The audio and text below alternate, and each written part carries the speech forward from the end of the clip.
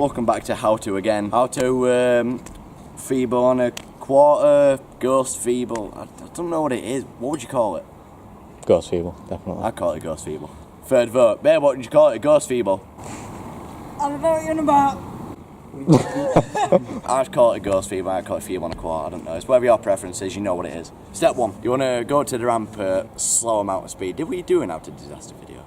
Yeah. So if you've watched the How To Disaster video, you want to go up to the quarter the exact same speed as a disaster. You want to go up on a little bit of an angle, hop into, like, so your front wheel's on the quarter and your back wheel's still in. You want to lean out of the ramp, so like towards the floor, find your balancing point, hop out and just roll away.